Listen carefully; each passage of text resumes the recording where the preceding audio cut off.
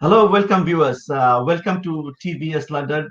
Today we'll be talking about cricket guidelines and what is the guideline from England Cricket Board and what is county boards are talking about it and what is the safeguarding procedure we need to follow up as a cricket coach, as a cricket player, as a cricket organizer, as a league organizer. So we have got some very special guests and very important people who are behind all those procedure who can inform us, who can inform the players and the coaches what should be done, so that we follow the proper procedure and within this crisis, that this is so difficult time for everybody.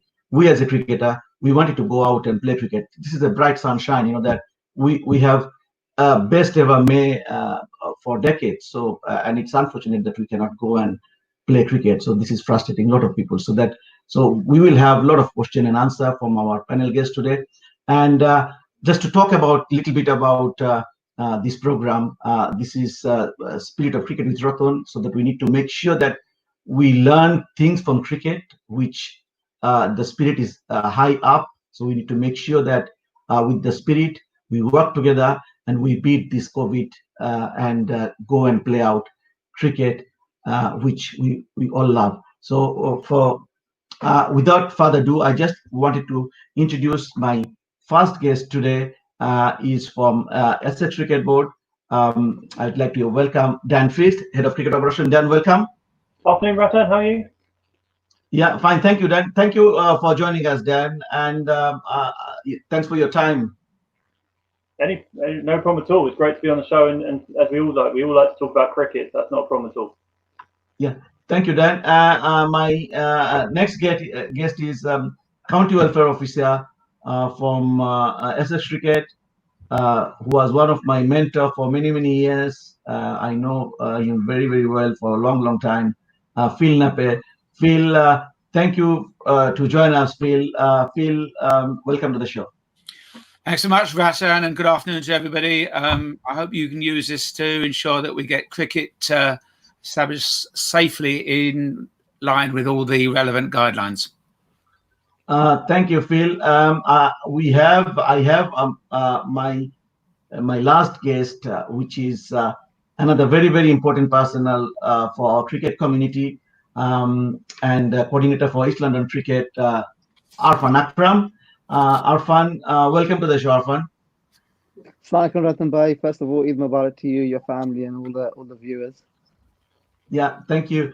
Let's crack on with Dan. Dan, if you can talk through about just ECB has come up with the latest guideline, which is yesterday, and of course we received that. If we just talk through a few of the things that related to community cricket and everything, in fact.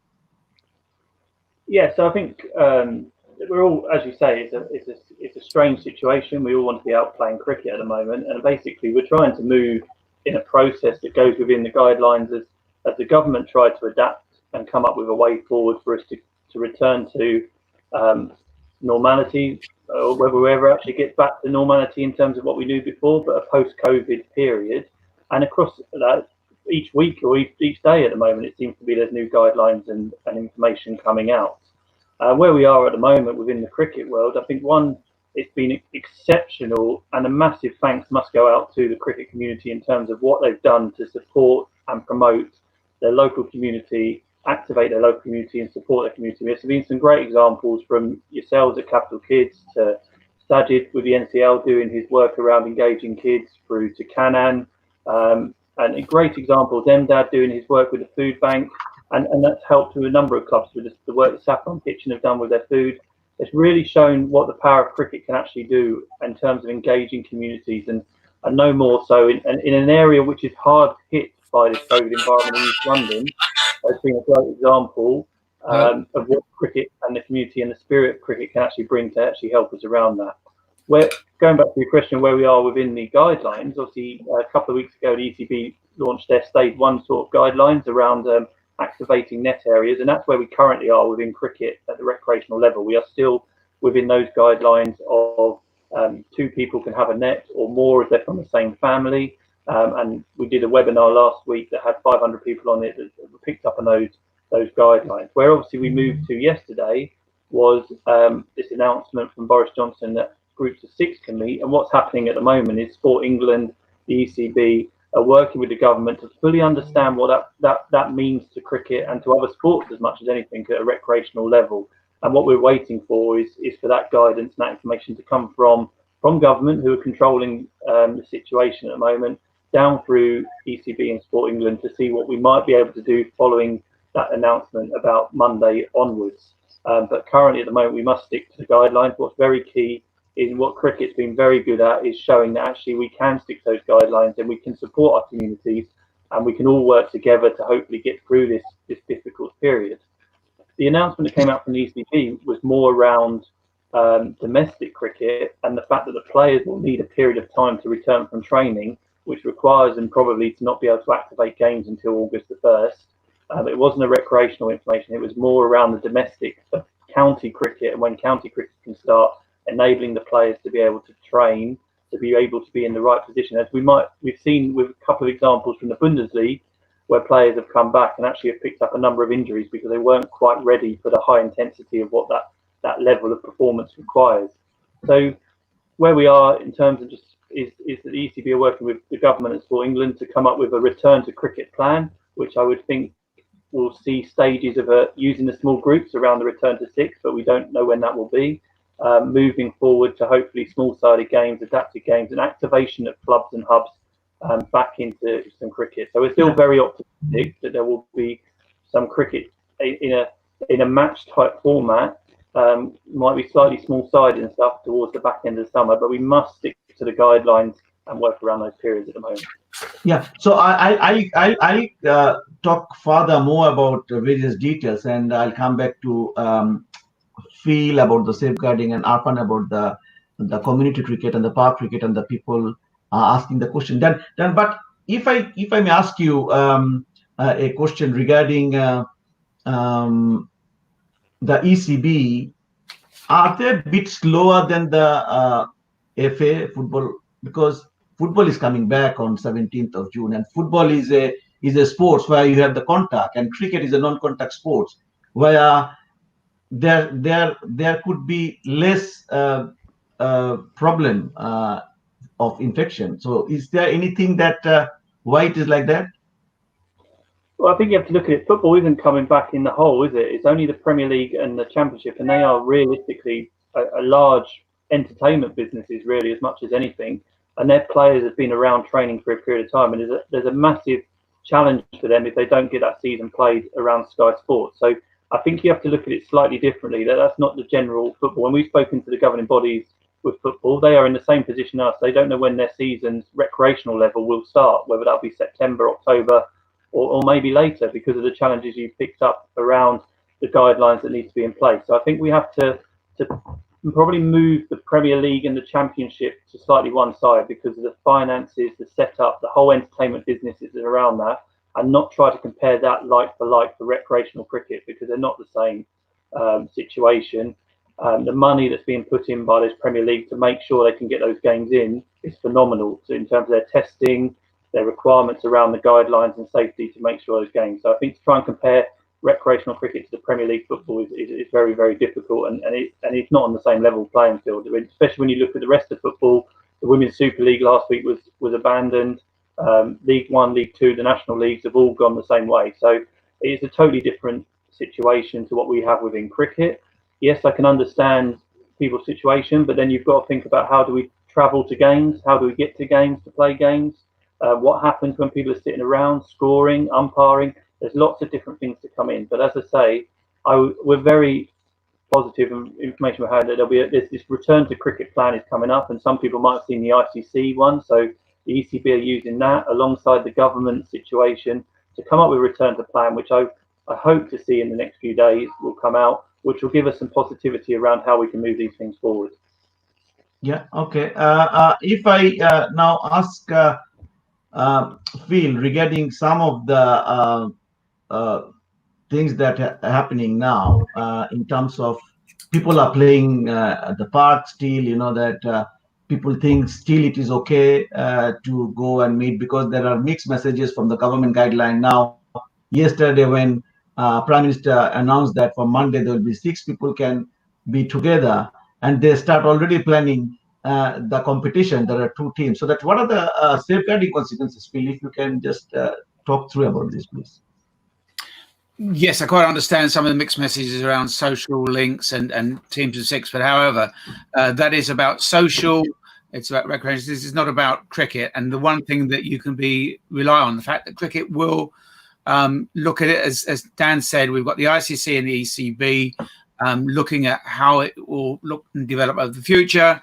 Essex Cricket, on the Essex Cricket website, community is making every attempt to clarify some of those issues which may not be as clear from the announcements. What we need to be absolutely clear about is that cricket gets it right.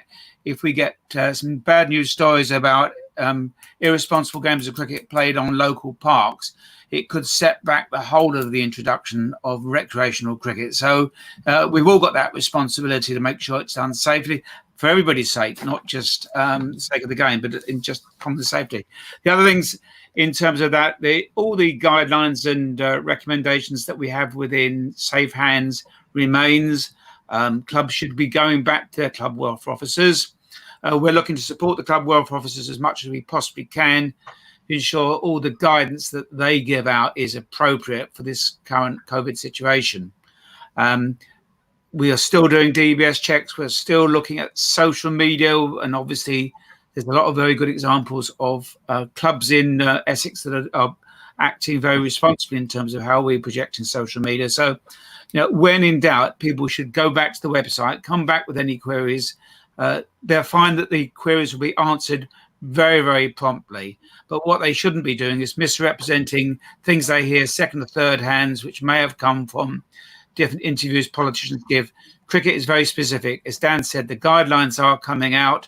They'll be continually updated and changed, and we're currently awaiting a sort of a change from the ECB at this present time. Yeah, Phil, if I just ask you a question about, of course, there are risk factor involved, and that this is new virus that that nobody experienced and nobody knew, nobody in this place before. So, like government, like even scientists, even doctors, everybody is confused and everybody is learning every day. Like we are learning every day, and the sports bodies.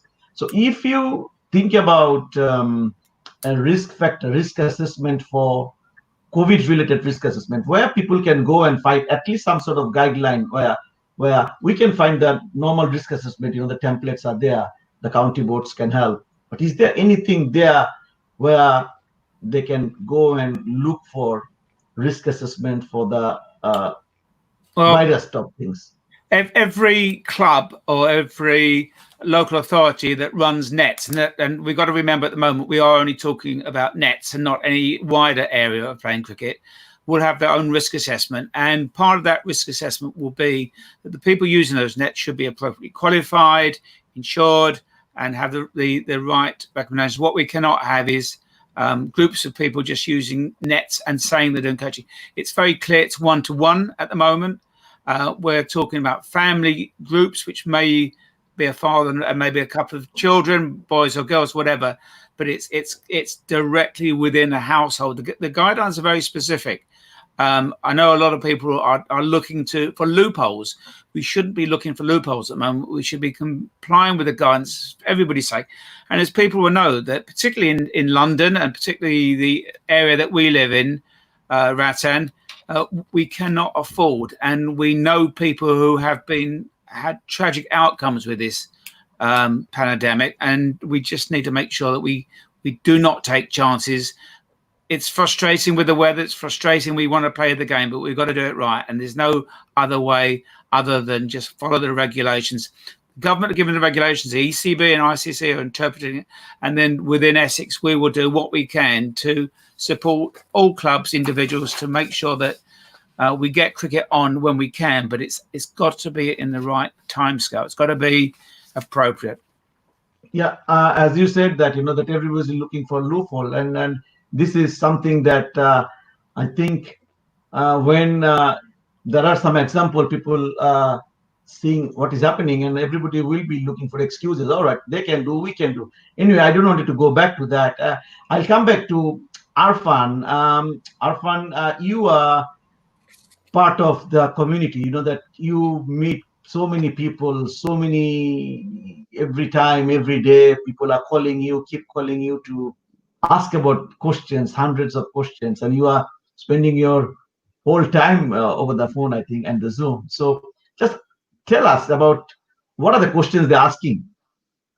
I think before go to that specific point, um, something that's really, really important for all of us is that East London is highly dense, area. It's got a huge population, and you can only see the concerns around the communities that have been hit by this virus. So in general, it's fair to say that majority of people, you've got over 400 teams playing in East London, majority, all of them, more or less all of them are following the rules and the guidelines. They want to protect their own families and their households. They understand that they might not get the virus badly themselves, but it will have a huge impact on family members. There's a huge traditional 2 or 3, sometimes 4 generations living in the same household. So I think in general people have been good. Listen, the truth is challenging questions are good. We need those so we keep moving in the right direction, keep making the right decisions. And none of us, any of our colleagues, we haven't been far-fetched if people want to pick the phone up and chat to us around anything that they're not quite sure about. The general one is immediately after an announcement gets made. There's always that sort of, as unfortunate as people said, it's people trying to find grey sort of areas. But I would look at it slightly differently. It just shows you how much passion they have for cricket. They've been locked in. They're obviously frustrated. They want to get out and do what they love. The weather's good, and actually that for me is actually positive in the sense the mindset is positive. That cricket's their escape. It's their sort of way of getting off from the hustle and bustle of real life. So yeah, received a lot of communications, but to be brutally honest, the response has been pretty same. I think those listening in will probably hear now and go, he's repeating himself, which I'm happy to do. Look, the ECB, their guidance is always based on their conversations between their medical team and the government. And therefore, the government guidance is first. It then goes secondary down to the ECB. They interpret it, their medical team sign it off, the government then sign it off, and we get the information to share towards all of our communities. There's a lot of research, there's a lot of hard work that goes on behind the scenes from the experts. So who are we? I love cricket, been playing it since the age of 4, never missed a season in my whole life, and I'm itching to go. But at the moment, I also appreciate the phasing process. And as Dan touched on earlier on, we're at that phasing stage. If we keep doing the right things the right way, that the experts, the medical guys, and the government will slowly but surely keep relaxing those. And I'm pretty confident, we'll be doing what we love doing at some stage soon. Yeah. So as we are talking about the ECB guideline, just you can see on the screen that the guideline that was published yesterday, and it was from Essex Cricket, that it was circulated among the groups along with the ECB link, which is very helpful. And I really like to thank Essex Cricket to the communicating straight away soon after anything happens, so that people on the grassroots they can get the faster information and act on. And again, the biggest problem is because we were eager to play cricket. Everybody wanted to go and start cricket soon. Such a beautiful weather, and the message sometimes it's not clear. Sometimes people don't try and understand exactly what does it mean. But everybody should understand that that we have to save ourselves first. You need to protect yourself first. You need to protect your family. All right, then cricket. Of course, we love cricket, and we do. So if I can go back to Dan again to talk about a few things, Dan, about ECB. When we are expecting any further details from ECB, how soon we may expect that one?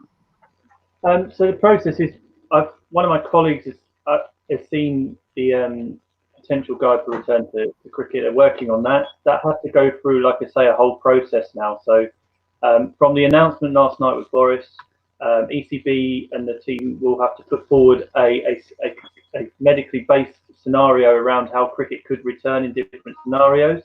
That then has to go to the DCMS for them to have a look at, to make sure they're happy around that process. Sport England have to see it.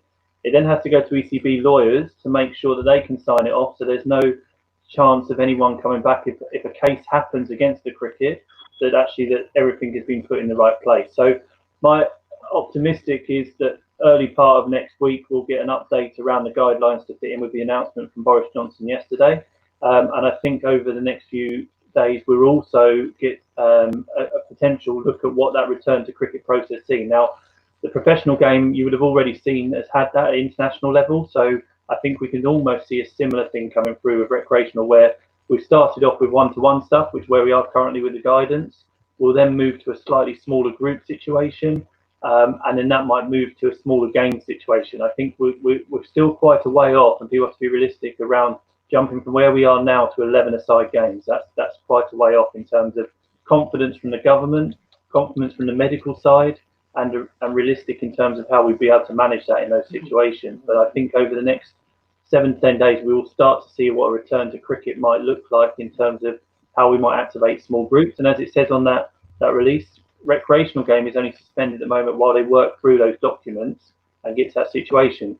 As it says on there, there's a chance with junior cricket coming back a little bit earlier. So if the schools start to go back and be a bit more confident, how do we use those smaller groups and maybe family groups to actually activate junior cricket, which obviously you at Capital Cricket have been phenomenal about doing. So there's opportunities coming through that.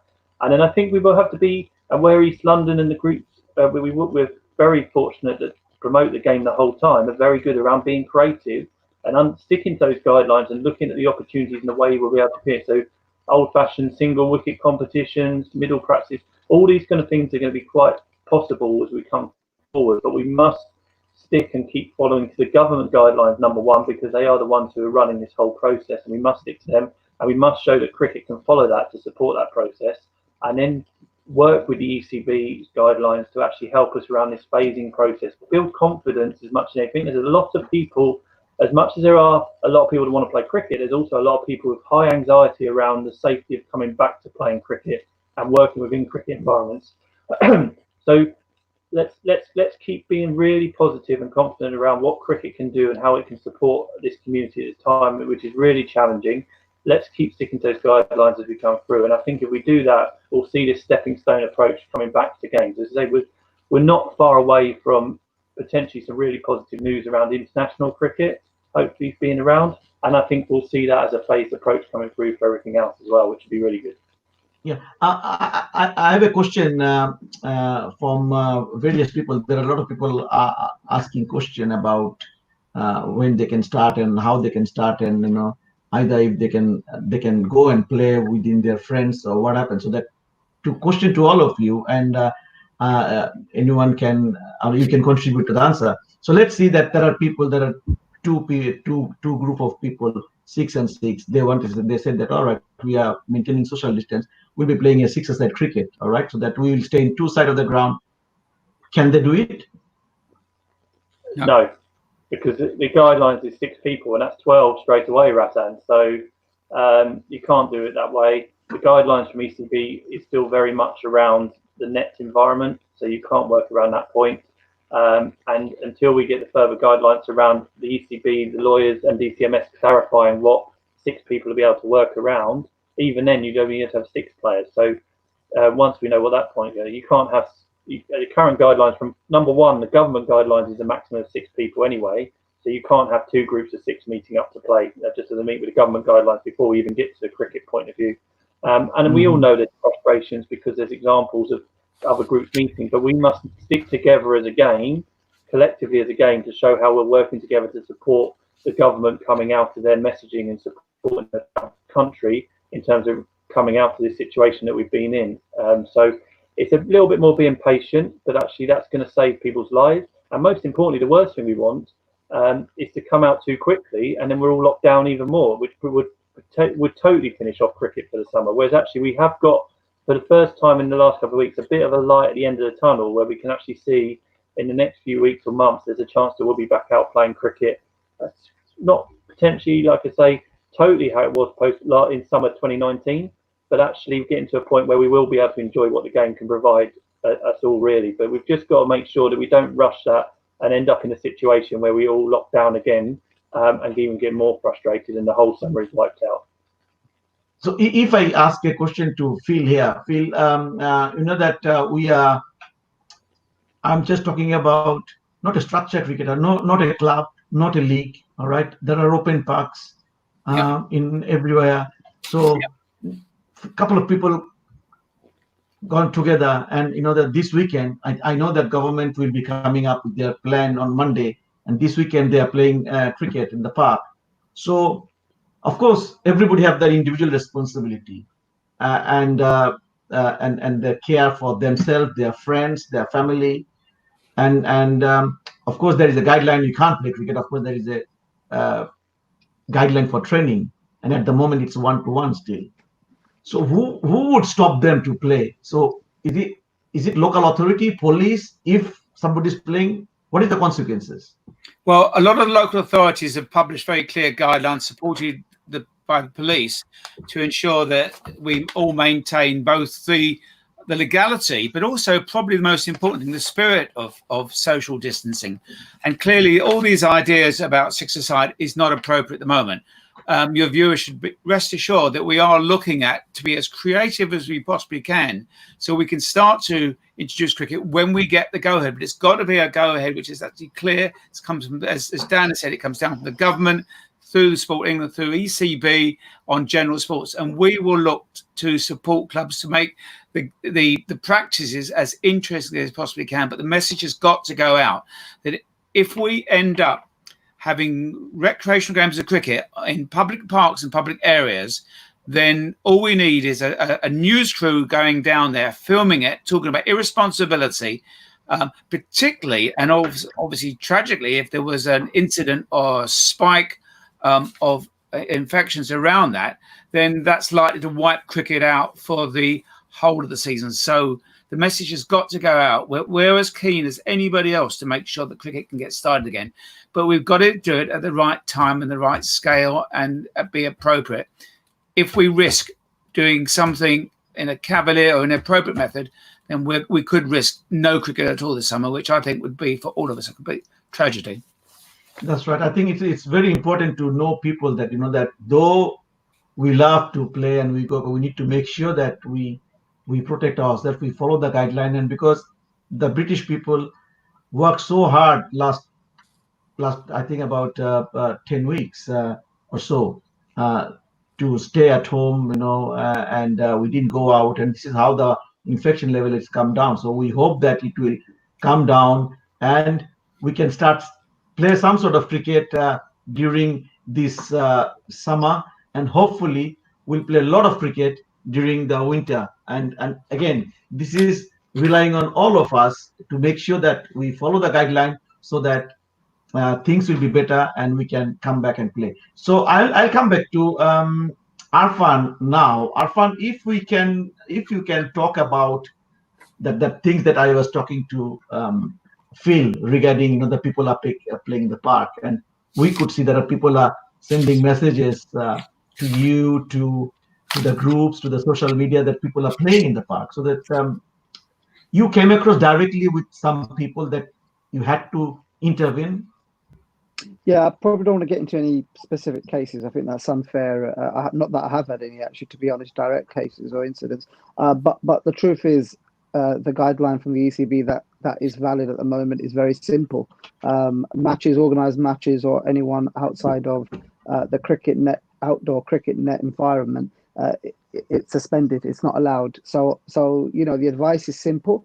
The thing that I really cannot stress enough, and I know Phil's just done it, is also the morality. It's the humanity. You know, we've just watched nearly 40,000 people die in East London. It's been the most hardest hit region across the areas we operate in Essex. We've all had loved ones, families, friends within the cricket community who have either been infected by the virus or worse, have actually lost their life and their battle. So this is just the common sense thing. We all love cricket. We're passionate about cricket, but for the sake of everybody's health, you know, and again, I can't repeat what Phil said earlier on. We could be the ones who are carrying those viruses into our families. And that's the point we cannot stress enough. And it still irritates me that it feels as if some people just don't get that point until it's too late. That's the most important message, Ratan Bhai.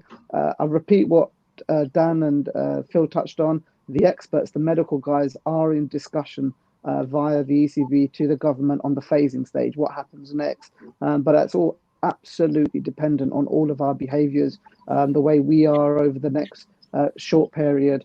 As you said, we've gone through 10 weeks. What's another little period of time to follow the guidelines and keep doing the right thing for the right reasons, because it's just one incident away. And, whilst the rules are still strict, and before we know it, as Dan mentioned, we're completely in lockdown and the summer completely over.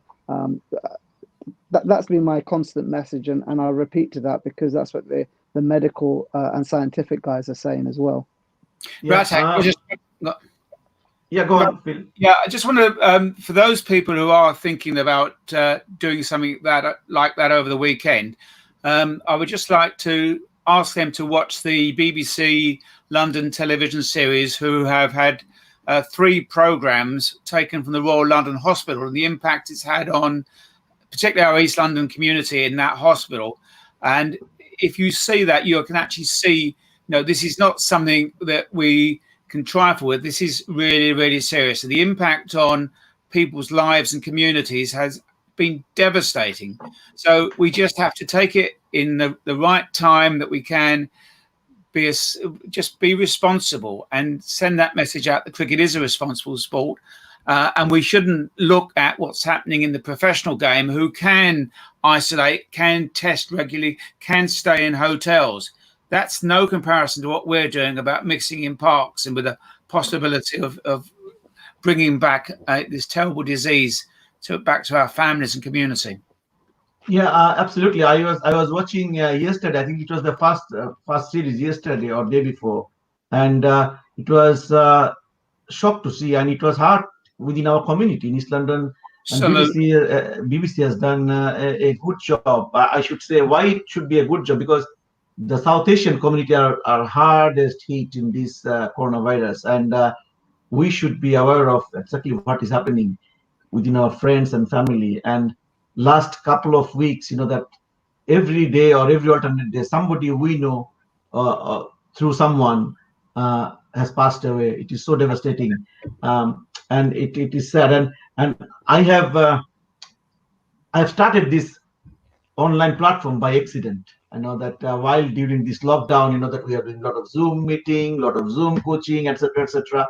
And I was inspired by one of our Bengali lawyer, barrister, and he was doing a program, and he said, "Why don't you do?" And I was just trying, and by accident, I thought it's a good way to they inform people in wider community to what should be done. And I put the name Spirit of Cricket because if we can understand the spirit of cricket, that it taught us so many things, and respecting the rule is something high on cricket and every sports. So that if we can follow that, I think we will do 80% of the job. So thank you very much for everybody for your contribution on that. In this, Ratan, just to wrap up, you make a really good point there, and I think those that have been fortunate enough to see the ECB together in this test message is a real true thing of where we are. And the video they launched the other day with Stephen Fry talking over the top of a very poem, I think. Like we are a game that's prepared to wait and wait for our turn to bat and wait for our turn to bowl, wait for the rain to go as it's in the poem. And I think that's a really strong message. But I think that's where we can collectively, we all stick together through this tough test match to get through, and we'll be able to create. And I think you made also a really strong point that let's look at it slightly different. It's about playing the game, and actually playing, we can be creative in what that looks like. And as Phil says, over the next few weeks, I think we'll see different stages coming out for that. But it's also a great chance for us not to think about cricket in this short summer window, and actually what the opportunity is for it to become a 12-month program and a 12-month season for us, where we can work right through. So we've already seen great examples where the community is starting to play now in October, November, December, January, whether it's indoors and outdoors. And let's start to think creatively around, well, actually, rather than putting a barrier like the end of September is our day, and really take real passion for the game over a long period, show what cricket can do, one, to support its community, which it is, and look at ways that it can really carry on providing that physical and mental opportunity as we go forward from here as well. That's right. So we will talk, because you know that we can talk about cricket in the whole day. And in this stage of this program, I would like to bring one of the guests who will be joining us to ask probably two questions and maybe one supplementary question to the panel, so that you can answer. I'd like to bring Sajid Patel on the screen. Sajid, welcome to TVS London cricket program. Thank you, Shahidul Alam, Ratan, and great platform. And when you do things by accident, it turns into a actual, you know, what can I say, a diamond of something really great. So excellent work on what you've done. It's a really good platform. I'm listening to the obviously Dan, Phil, and Arfan. Some really good, sensible stuff has been said during the whole program, which has been brilliant. Obviously, we touched on about the recreational game. Obviously, I'm going to go straight to the questions. And I think the really good points were made that obviously, yes, when you're talking about Premier League football to recreational game, it's not comparable. But one thing I want to highlight is obviously the great work that there's been a real change from traditional and non-traditional leagues and clubs coming together through an adult participation group, through which Essex have obviously put together, with all the leagues coming together. And we've had some really, really useful, healthy conversations about it. So really, it's really great that obviously, because of obviously the way the announcement came, that all of a sudden everyone's looking forward to the July start of the season, where some leagues have already announced like on the 11th of July or 12th of July to start the season off. And then obviously to then have August as another wait, which obviously makes sense on certain things. It's just that there is a mixed reaction of government where certain things are not measured accordingly to what is measured with sports. So obviously there is going to be that sort of conflict of conversations which will happen. My obviously question, obviously coming to the cricket nets, as you guys have really have highlighted. One of my questions is obviously we know that there's lots of cricket nets in parks, and we know there are restrictions as well. For example, household or 6 people or so can only go on nets. As you've mentioned, there's a huge demand of people playing cricket in East London. And can we not look to go beyond that and for those traditional clubs who have cricket nets at their clubs? So when there is a day that they're not using it, can we not sort of, like how the wonderful work a lot of clubs have done through the food bank, use that similar model on certain things to try and see if we can get family members in the area or communities to come and utilize the facilities? It might be a great advertiser for the club as well.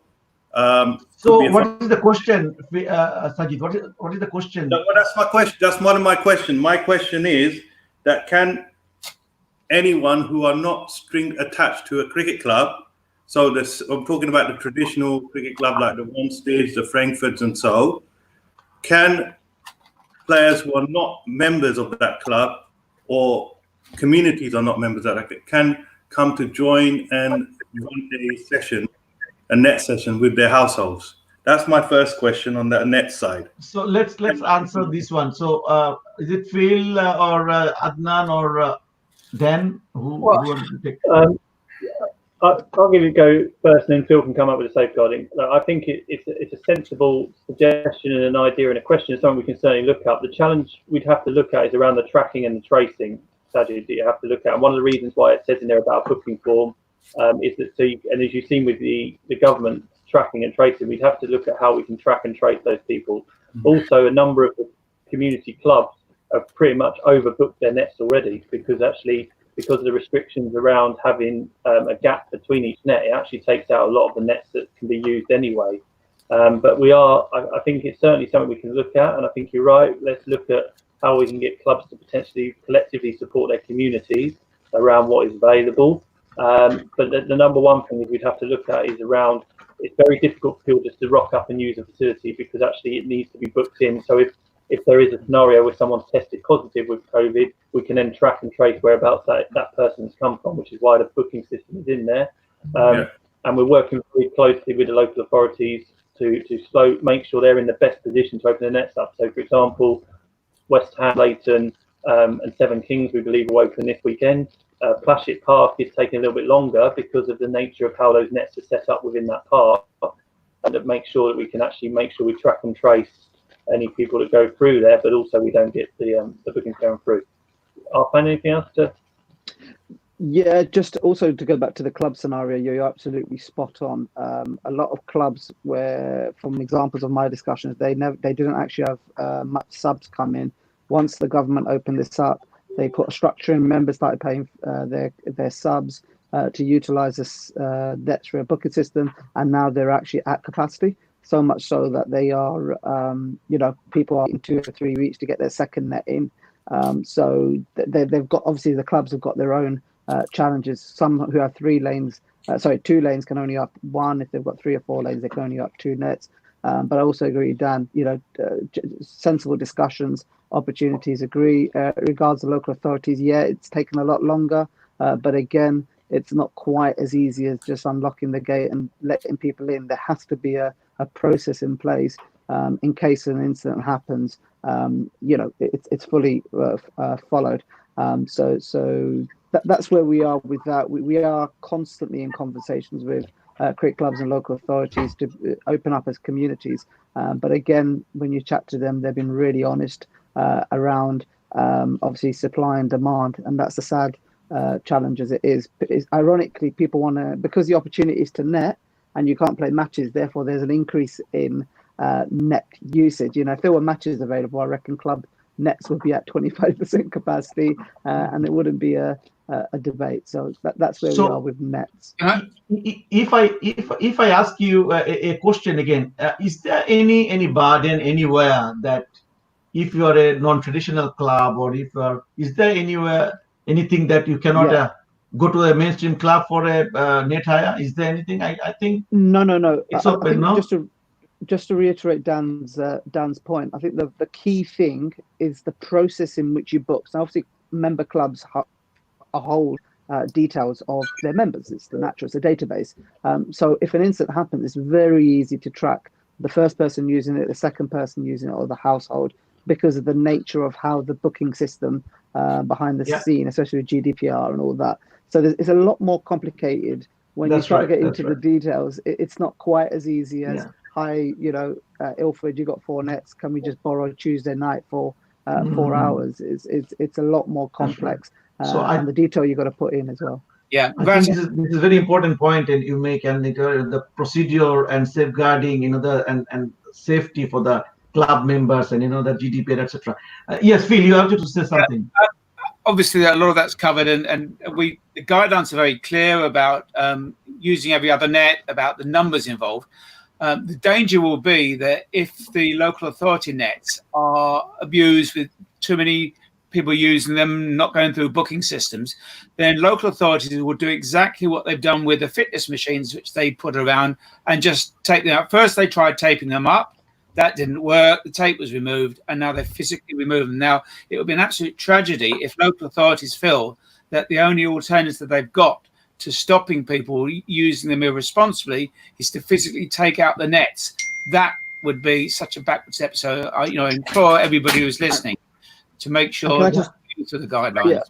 Yeah. And just to come in, I should have said that the local authorities, we are really not too far away in regards of having them open and available to book and use. It's just, again, the complexities. Each local authority has its own way of operating its systems and procedures. And most importantly, they just want to they're doing their own testing to make sure it's actually, I say, bulletproof. There's always going to be constant changes.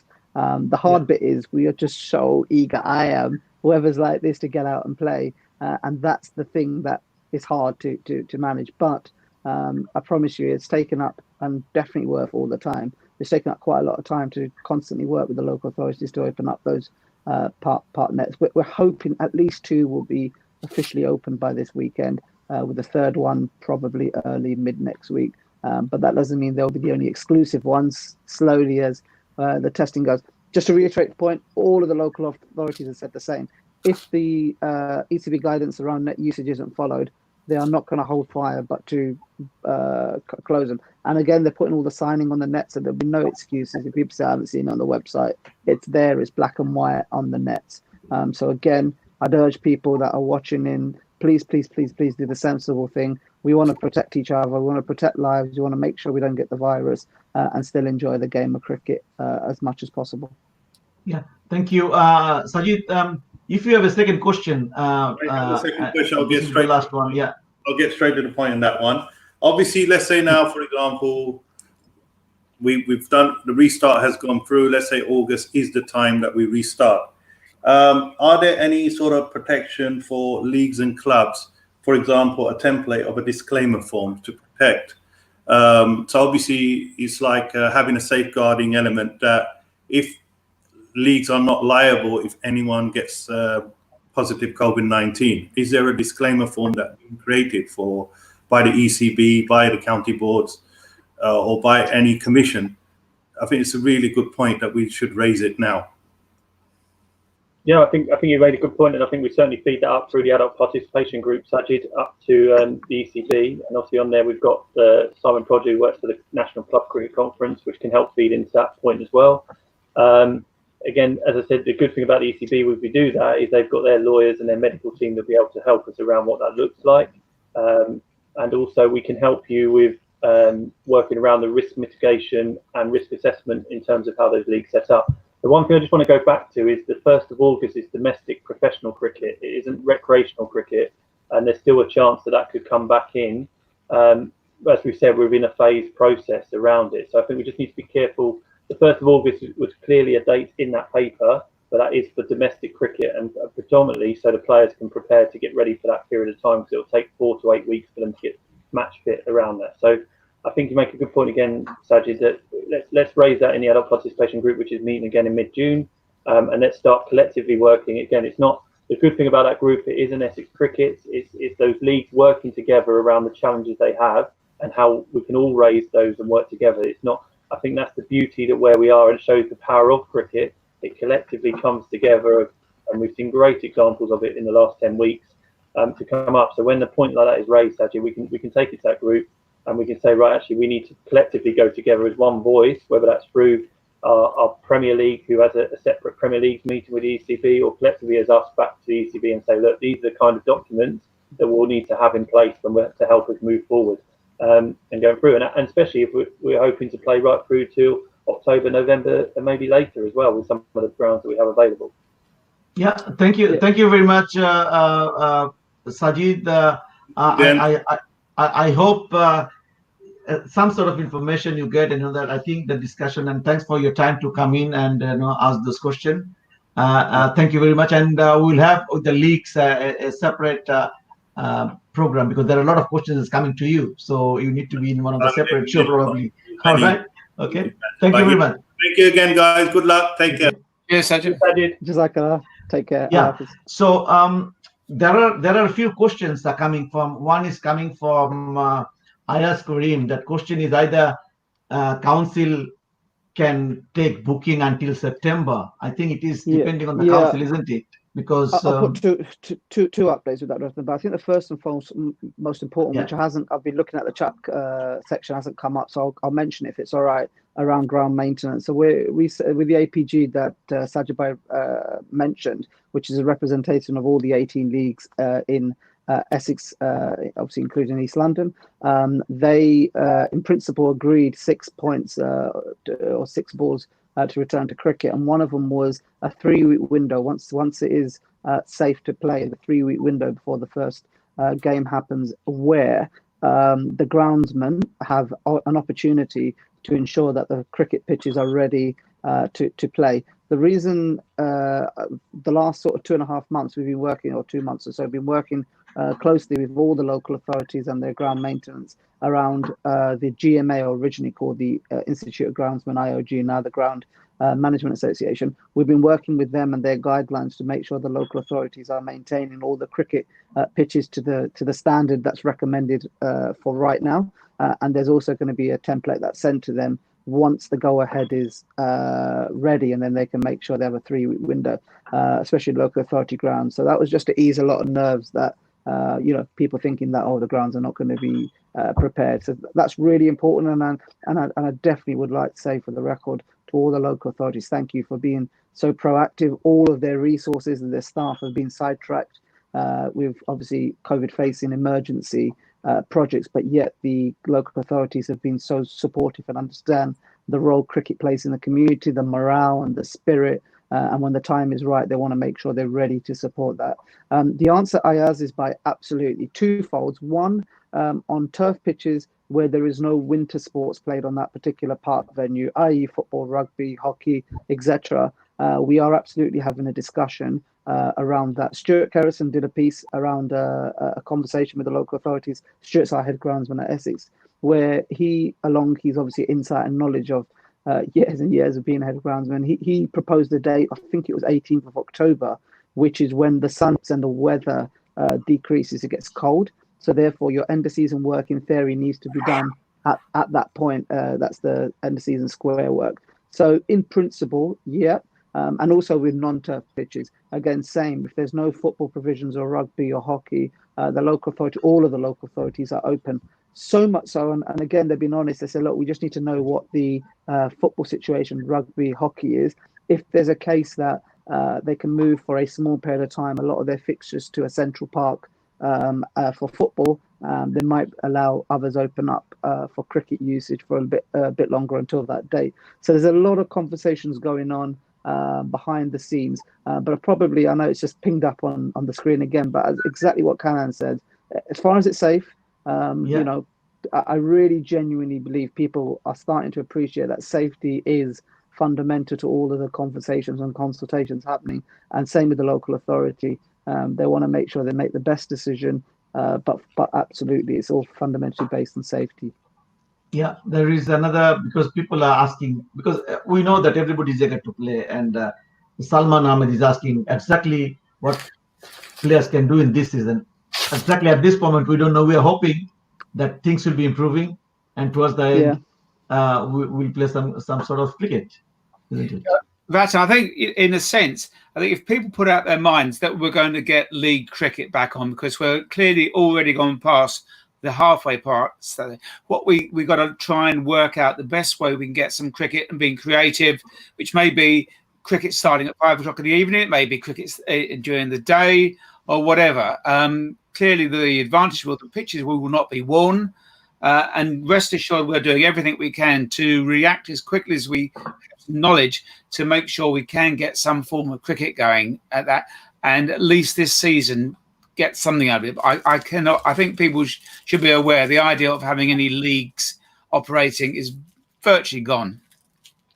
Yeah. So I think there was very useful discussions happened, and I thank you all for your time and all those important information. And in this time, I just wanted to talk a little bit about capital pitch cricket, that we have launched a ball passing initiative to Cricket Against COVID initiative, where we had a huge response from across the world, I should say, starting from USA, from Australia, South Africa to Sweden, and in between many countries.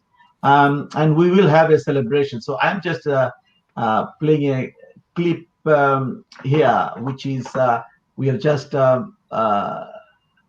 It was a promo, and it shows how the ball is going across everywhere, and there are a number of people from Essex were part of it. There are a number of people from Yorkshire were part of it, and it was really great to see the support from everybody. And I would like everyone to join on on Sunday, 11:30, for the celebration, if you have time. Good. So the main concept was, that we wanted to unite the cricketers from everywhere, and to make sure that everybody, with the cricket, we bring everybody together, and then we beat the COVID. And one of the things that we'll be celebrating, we'll take 20 catch to beat COVID-19 on Sunday. So 20th catch will be one up. So let's go for it. Good. I think, Ratan, the key bit is going back to the question around what can cricket players do now. Obviously, they can start prepping their one-to-one using ECB guidelines and start building up. But examples like this that Capital Kids have done, and Sajid's done, Kanan's done, Endad, yourselves, let's make sure cricket is at the forefront of being in public eye and promotion around that. And we've got a real opportunity with now the modern day technology to do things like you've done creatively and brilliantly with this pass the ball on process. But let's make sure we do it. And also, there's been some great examples how cricketers and local players have gone back and helped their community at this time. And we've got a process coming up soon where we're working with Newham Council. We've got 7,000 meals to deliver a week through their food desperation, and they're crying out for volunteers to help, because you imagine trying to pack 7,000 meals each week. So if you've got a bit of time, and it might be when you were playing a game and you've got time to practice in the week still using the guidelines, but you actually, I've got an hour or 2 hours to spare, I can volunteer to help my community. That's going to be a great message for cricket that ECB can feed back to the government through DCMS to say, look, at this time we've supported your guidelines, we've supported their messaging that you've wanted out to the community, but most importantly, we've helped our communities, which is number one reason why people get interactive with cricket and started off was because that ability for that game to really support their hubs around those. So I think certainly we're going to send some information out around how people can help that. But let's all be a little bit creative around to make sure that cricket stays at the forefront of people's mind, and we'll keep going from there then, really. Yeah, brilliant. Yeah. And just go to on. add to that, Ratan, obviously, I know most people should have our contact details, but feel free to share mine if there's any questions and stuff like that. Look, we want to constantly keep in dialogue, keep in communication. The more of these platforms we have, already it seems as if we've eliminated that sort of misinterpretation of the information yesterday around this is, that was domestic county cricket was the 1st of August. Recreational cricket is still suspended as the previous statement. I think it's important, and also listening to people's views are important. So please keep, don't hesitate to pass on my contact details. We want to keep in dialogue. We want to make sure that our players are still engaged, and the passion is, bigger than ever, if I'm being brutally honest. So we're just excited to get it all slowly, phase by phase, back to where we want it to be. Yeah, brilliant. And I'd like to thank everyone for their commitment during this crisis. I think in this crisis, of course, many sports did a lot of things, but I saw the best of cricketers from across the globe, that they came out and helped within their capacity by volunteering, by giving their own money, fundraising, and different way, and I'm so proud that the cricketers that come out and do that. So if I can ask final comments from Dan. It's just a huge thank you to the cricket community, who are so, again, as we keep reinforcing, are so excited and passionate about the game, but most importantly, what that game stands for within their local hub and their local area. And I think let's just be collective as one. As the ECB have put out, let's stay together in this test. We'll come through it. We can wait, but we can really support our communities to really come out of this and hopefully be more connected to cricket. It might be an opportunity for, and I think we're seeing that certainly, to find new players, new volunteers, new people who want to associate with the game because of the values and the keeping, as you put in the title of the message, is around that spirit of cricket. Let's keep that alive, and we'll be here for a lot longer than just what maybe 2 or 3 weeks extra waiting will cause us frustration around, and we'll come back stronger from it. Yeah, thank you. Dan. Phil, you wanted to say your final words to the viewers? Well, just thank you, Ratan, for organising this, and thank you to all the viewers who have joined in today. It's really appreciated, and just be rest assured that we're doing everything we can to make sure that we get cricket introduced as soon as we can, but also just as importantly, as safely as we can. And hopefully we can extend the season, look at very creative ways of doing it. But just stay calm, stay safe, everybody. And we'll certainly answer any questions you've got by going through the Essex website. You'd like to send them. Thanks, Ratan. Thank you, Arfan. Your final words to the viewers. Firstly, just thank you again. Thank you for everyone over the last 10 weeks who sacrificed so much. And I don't just mean within cricket. I mean all of the stuff they've had to go through in their personal, private lives. Thank you, especially those that have worked in the NHS frontline or in the care centre or in any sort of job that's been frontline facing and supporting all of our services. You guys are genuine heroes. Might not feel it, might not know it, but from the bottom of our heart, thank you to everyone that's volunteered in the alternative cricket teams, the NHS, the food packing. We are so grateful. And just that one last push, just for your own safety, for your own family safety, please do the right thing. Follow the ECB guidelines that are valid as we speak right now. And I assure you, we are not too far away from doing what we all love doing. But I can't stress that enough. Be safe and obviously save lives. Thank you very much. Thank you everyone for joining us, and we'll catch up soon.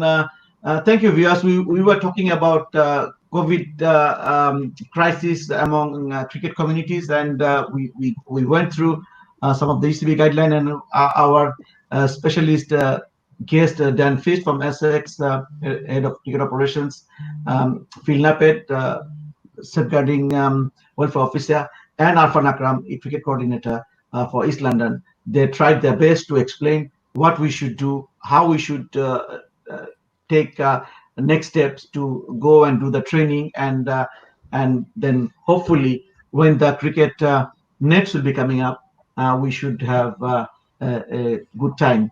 And so before that, I just wanted to say thank you. And again, I would like to say massive thanks to our viewers. Please subscribe our channel. And tomorrow we'll be talking with Capital Kids Cricket, two of the staffs, head coach Ray Tudor and operations manager Joe Fisher, about our 31st of May, that our global celebration for ball passing movement that we have created. So thank you very much, and Assalamu alaikum. We'll see you next time soon. Walaikum salam.